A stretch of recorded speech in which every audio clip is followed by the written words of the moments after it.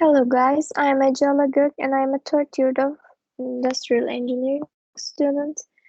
Today I am going to present of my research about the application area of queuing theory in healthcare. Let's get started.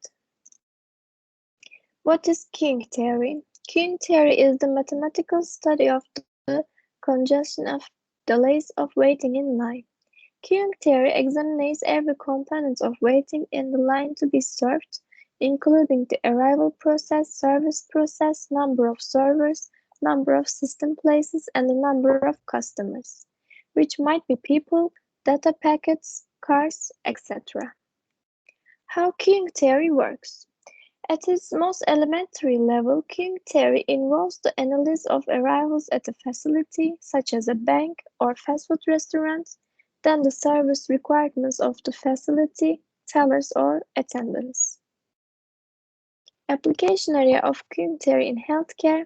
The operational research model offers a systematic approach to problem solving and allows to the characterization activities of an existing system using mathematical modeling.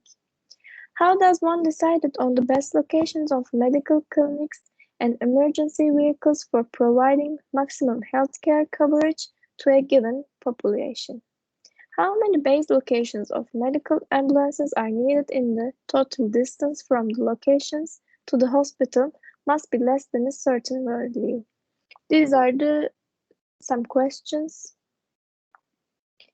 And the basic queue structure, patients will come and they wait and they get the service and the patients will be done, they will leave. One of the major uses of operational research in healthcare care is the form of queuing theory. We believe that queuing has the advantage of producing simple models using less data while including randomness. The rising cost of healthcare can be attributed not only to aging populations and more expensive and advanced treatments modalities, but also to inefficiencies in health delivery. Queuing theory applications is an attempt to minimize the cost through minimizations of inefficiencies and delays. Queuing theory constitutes a very powerful tool because queuing theory models require relatively little data and are simple and fast to use. Because of this simplicity and speed, modelers can be used to quickly evaluate and compare various alternatives for providing service.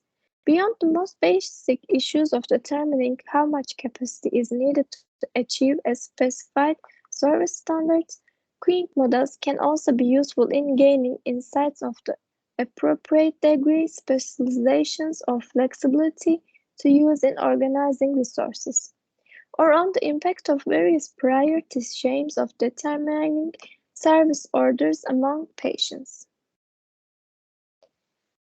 These are the applications of queuing theory in healthcare management table.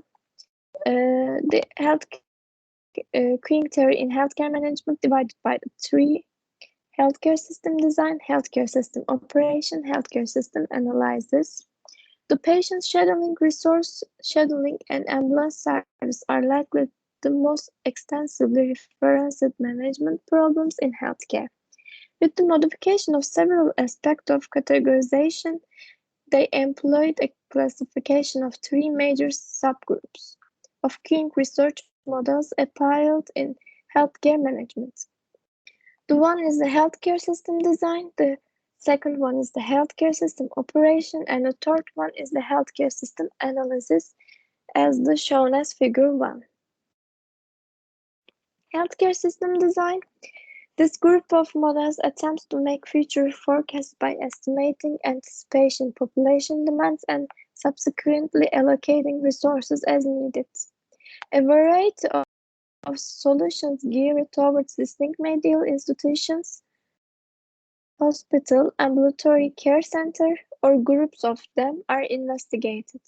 The planning process is conducted in the terms of quantity, optimizations of the number of hospital beds, and quality, ambulance deployment to ensure the balanced access to emergency system service, Queen models have been extensively used to model and analyze different healthcare systems such as hospitals, the pharmaceutical industry, and ambulance services.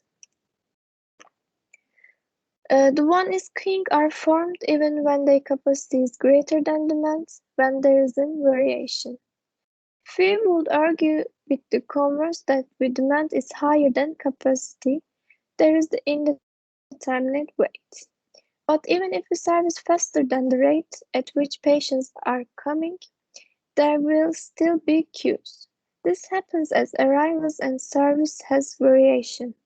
They cannot be exactly predicted in the time and therefore cannot be synchronized. At times, the service rate is higher than the demand, and momentarily the service provider will have some free time.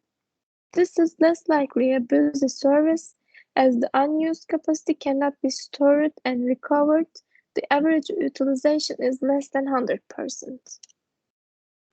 The second one is short wait time demands, low system utilization, and high cost structure.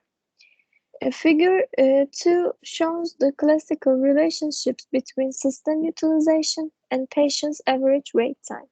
Recalling that system utilization is the ratio of the average patient demand to average service rate or capacity.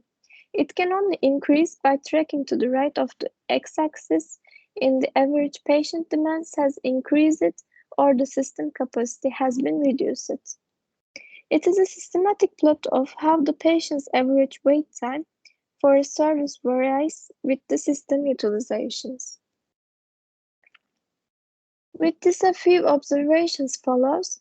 Firstly, as the system gets busier, the patient waits longer, and the waiting gets irreversible at the system in close to congestions. An increase from 18% to 19% has a larger impact on patient wait time than an increase from 70% to 80%. The relationship is subtle and nonlinear and can be counterintuitive as proportional assumptions do not hold at high utilization. If we operate at a high utilization of 55%, we are insensitive to small changes in demand and capacity. A small increase in utilization will cause a large increase in waiting.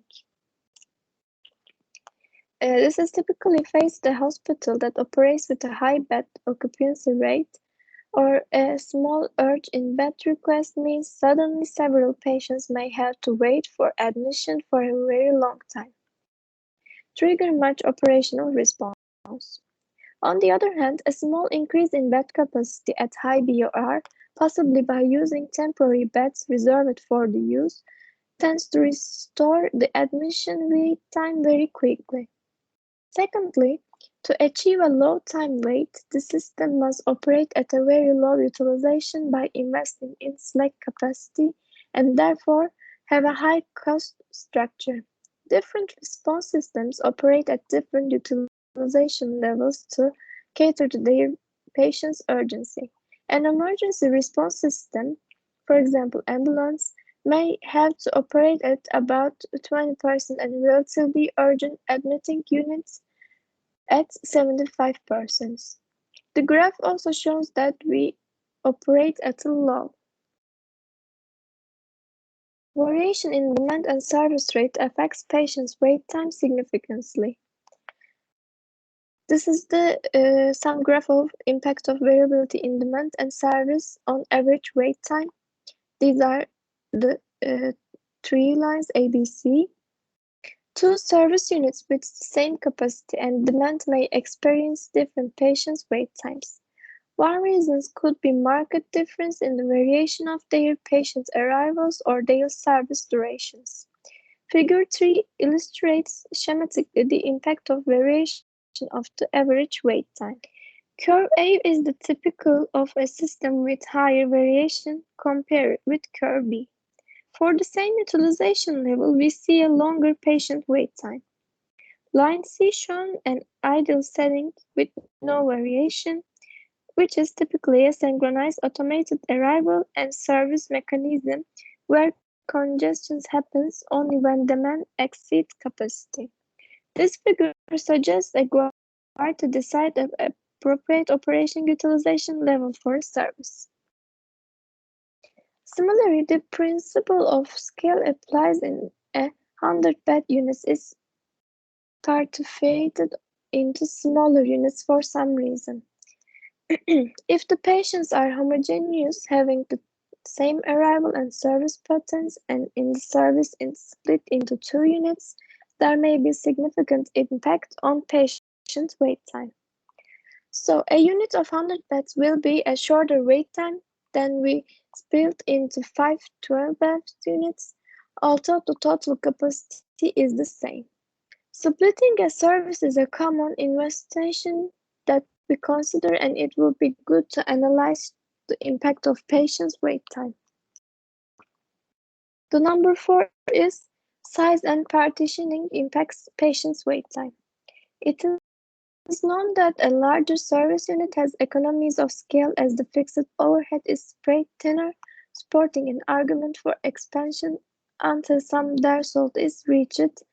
Additionally, the larger the pool of resources, the better is the observation of variation in arrival and service duration.